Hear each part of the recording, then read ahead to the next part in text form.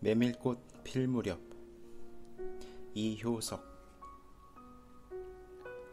여름장이란 애시당초에 글러서 해는 아직 중천에 있건만 장판은 벌써 쓸쓸하고 더운 햇발이 버려놓은 전 휘장 밑으로 등줄기를 훅훅 볶는다. 마을 사람들은 거지반 돌아간 뒤요 팔리지 못한 나무꾼 배가 길거리에 궁싯거리고들 있으나 석유병이나 받고 고깃말이나 사면 족할 이 축들을 바라고 언제까지든지 버티고 있을 법은 없다. 춥춥스럽게 날아드는 파리떼도 장난꾼 각다귀들도 귀치 않다. 얼금뱅이요 왼손잡이인 드팀전의 허생원은 기어코 동업의 조선달에게 나꾸어 보았다. 그만 거둘까? 잘 생각했네. 봉평장에서 한 번이나 흐뭇하게 사본 일 있을까? 내일 대화장에서나 한몫 버려야겠네. 오늘 밤은 밤을 새서 걸어야 될걸. 달이 뜨렸다. 절렁절렁 소리를 내며 조선달이 그날 번 돈을 따지는 것을 보고 허생원은 말뚝에서 넓은 휘장을 걷고 버려놓았던 물건을 거두기 시작하였다. 무명필과 주단바리가 두 고리짝에 꼭 찼다. 멍석 위에는 천조각이 어수선하게 남았다. 다른 축들도 벌써 거진 전들을 걷고 있었다. 약바르게 떠나는 패도 있었다. 어물장수도 땜장이도 엿장수도 생강장수도 꼴들이 보이지 않았다. 내일은 진부와 대화의 장이 선다. 축들은 그 어느 쪽으로든지 밤을 새며 6,70리 밤길을 타박거리지 않으면 안 된다.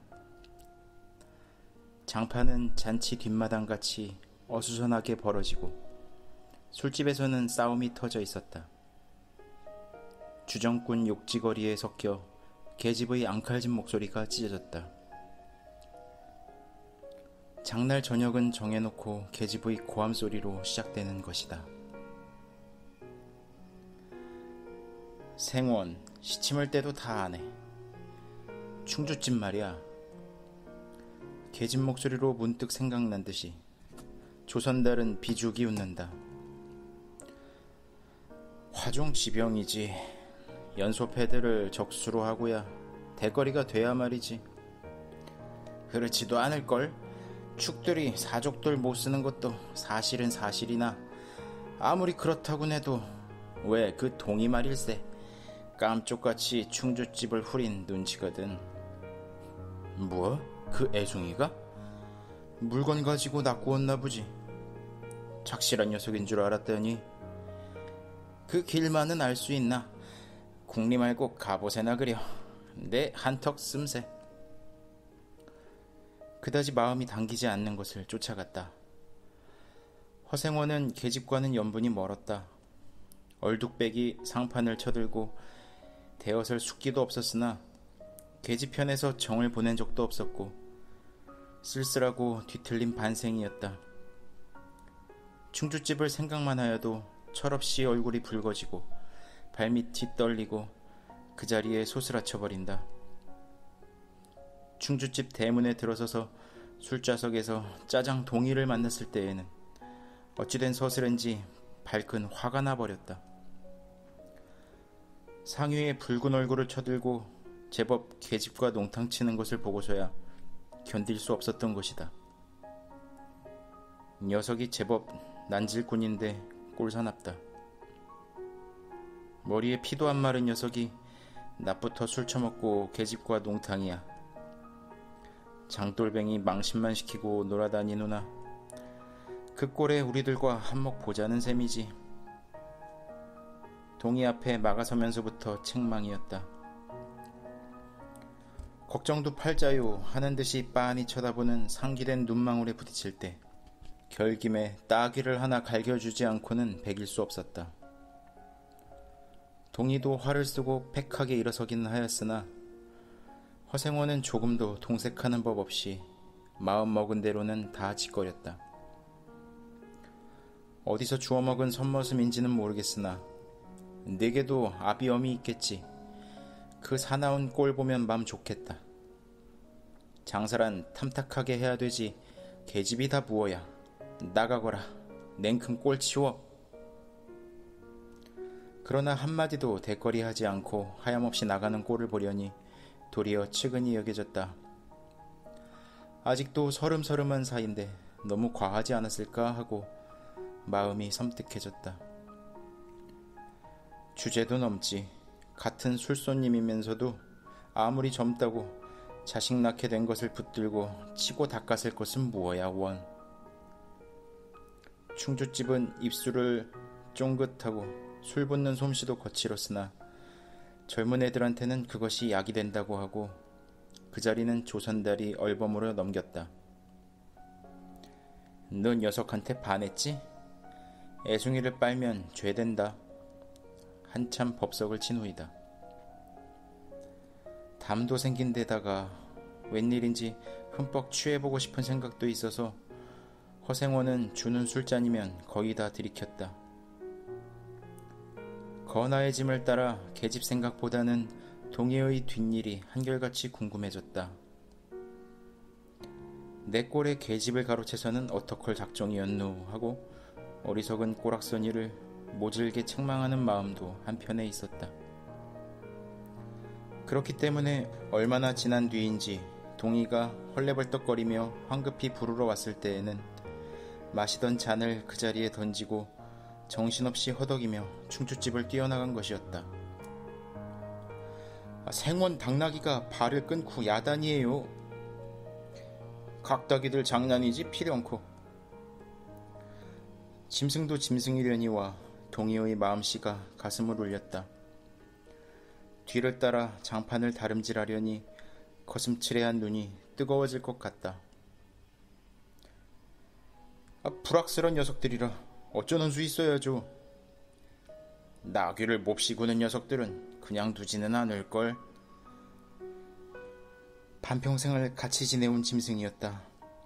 같은 주막에서 잠자고 같은 달빛에 젖으면서 장에서 장으로 걸어다니는 동안에 20년의 세월이 사람과 짐승을 함께 늙게 하였다. 가스러진 목 뒤 털은 주인의 머리털과도 같이 바스러지고 개진 젖은 눈은 주인의 눈과 같이 눈곱을 흘렸다. 몽당비처럼 짧게 쓸리운 꼬리는 파리를 쫓으려고 기껏 휘저어 보아야 벌써 다리까지는 닿지 않았다.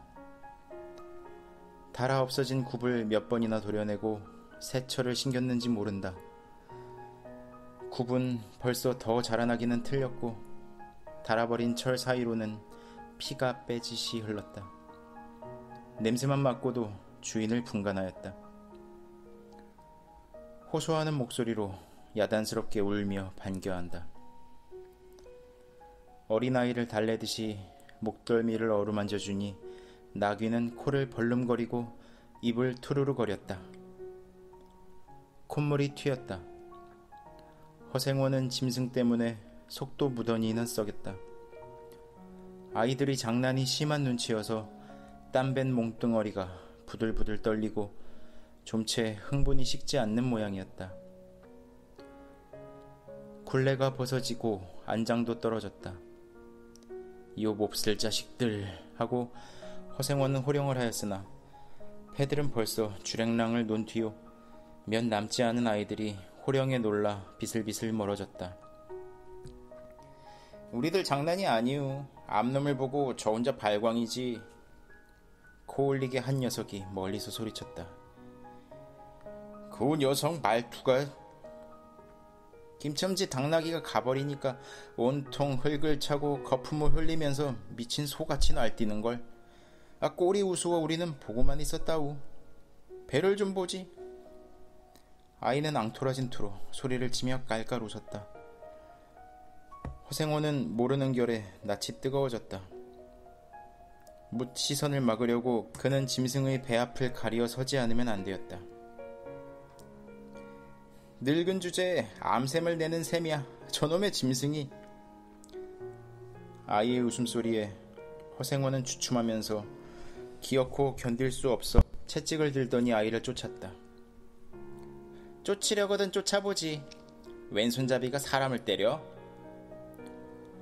줄다름에 달아나는 각다귀에는 당하는 재주가 없었다. 왼손잡이는 아이 하나도 후릴 수 없다. 그만 채찍을 던졌다.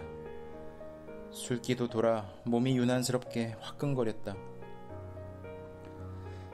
그만 떠나세. 녀석들과 어울리다가는 한이 없어. 장판의 각다귀들이란 어른보다도 더 무서운 것들인걸. 조선달과 동이는 각각 제 나귀에 안장을 얹고 짐을 싣기 시작하였다. 해가 꽤 많이 기울어진 모양이었다. 드팀전 장돌림을 시작한 지 20년이나 되어도 허생원은 봉평장을 빼놓은 적은 드물었다.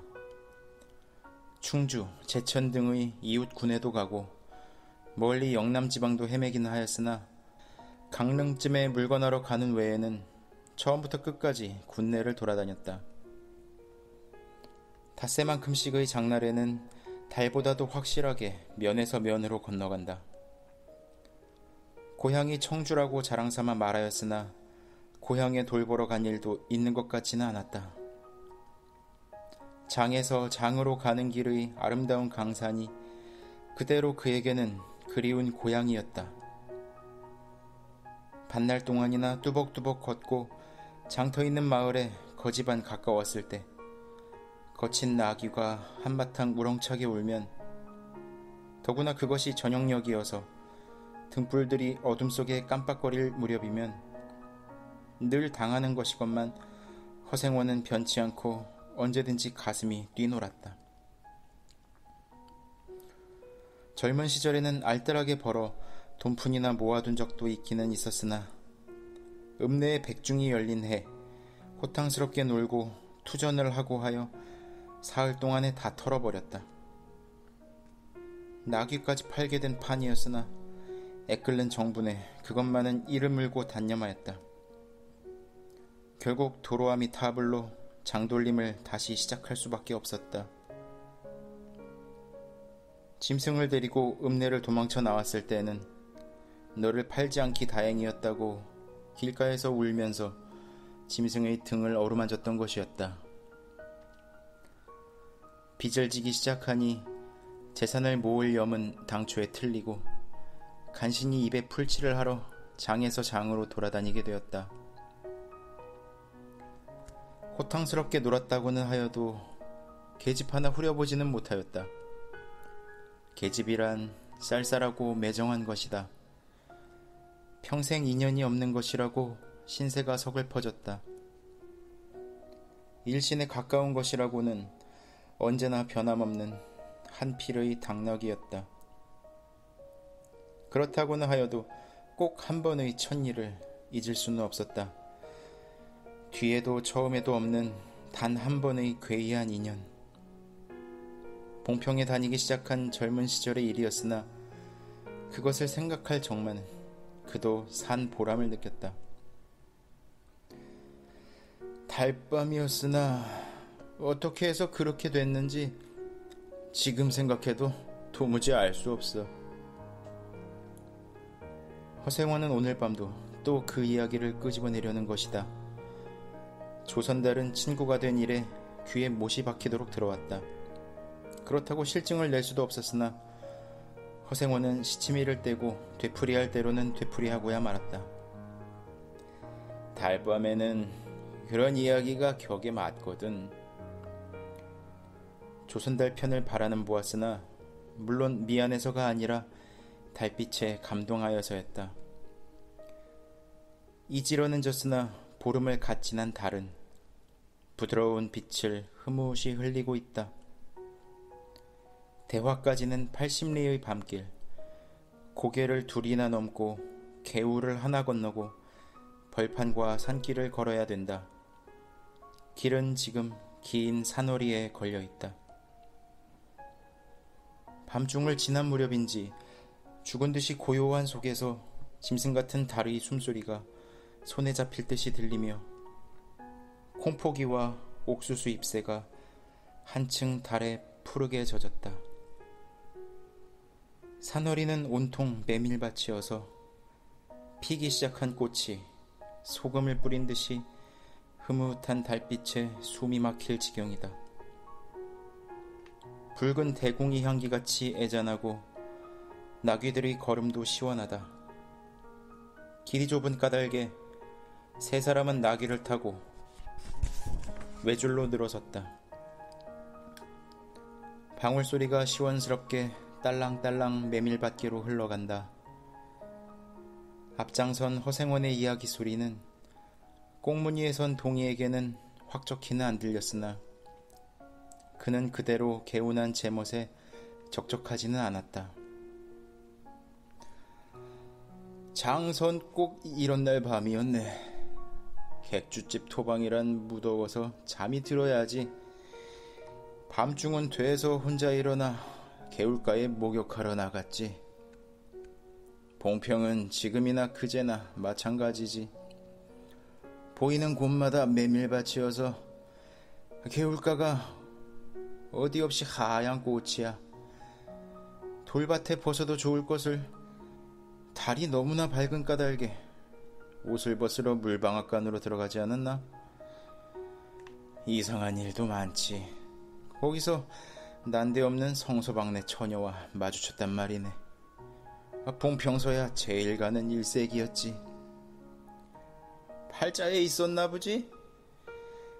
아무렴 하고 응답하면서 말머리를 아끼는 듯이 한참이나 담배를 빨 뿐이었다. 구수한 자줏빛 연기가 밤기운 속에 흘러서는 녹았다. 날 기다린 것은 아니었으나 그렇다고 달리 기다리는 논팽이가 있는 것도 아니었네. 처녀는 울고 있단 말이야. 짐작은 되고 있으나 성서방네는 한창 어려워 들고 날 판인 때였지. 한 집안일이니 딸에겐 들 걱정이 없을 리 있겠나. 좋은 데만 있으면 시집도 보내련만 시집은 죽어도 싫다지. 그러나 처녀란 울 때같이 정을 끄는 때가 있을까? 처음에는 놀라기도 한 눈치였으나 걱정 있을 때는 누그러지기도 쉬운 듯해서 이럭저럭 이야기가 되었네. 생각하면 무섭고도 기막힌 밤이었어. 제천인지로 주랭랑을 놓은 건 그 다음날이렸다. 다음 장도막에는 벌써 온 집안이 사라진 뒤였네. 장판은 소문에 발끈 뒤집혀 고작해야 술집에 팔려가기가 상수라고 처녀의 뒷공론이 자자들하단 말이야. 제천 장판을 몇 번이나 뒤졌겠나. 허나 처녀의 꼴은 꼭 먹은 자리야. 전날 밤이 마지막 밤이었지. 그때부터 봉평이 마음에 든 것이 반평생인들 잊을 수 있겠나. 수 좋았지. 그렇게 신통한 일이란 쉽지 않아. 항용 못난 것 얻어 새끼 낳고 걱정 늘고 생각만 해도 진절이 나지. 그러나 늙은 막바지까지 장돌뱅이로 지내기도 힘드는 노릇 아닌가? 난 가을까지만 하고 이 생계와도 하직하려네. 대화쯤에 조그만 전방이나 하나 버리고 식구들을 부르겠어. 사시장천 뚜벅뚜벅 걷기란 여간이래야지. 옛 처녀나 만나면 같이나 살까.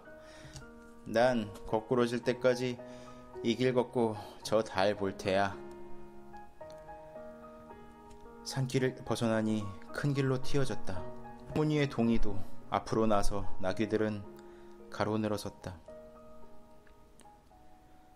총각도 젊었다. 지금이 한창 시절이랬다.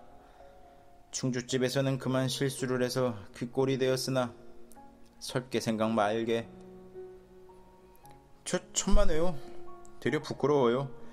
계집이란 지금 웬 제격인가요? 자나깨나 어머니 생각뿐인데요. 허생원의 이야기로 상심의 한 끝이라 동의의 어조는 한풀 수그러진 것이었다. 아비엄이란 말에 가슴이 터지는 것도 같았으니 제겐 아버지가 없어요. 피부치라고는 어머니 하나뿐인걸요. 돌아가셨나? 당초부터 없어요. 그런 법이 세상에. 생원과 선달이 야단스럽게 껄껄들 웃으니 동희는 정색하고 우길 수밖에 없었다. 부끄러워서 말하지 않으려 했으나 정말이에요.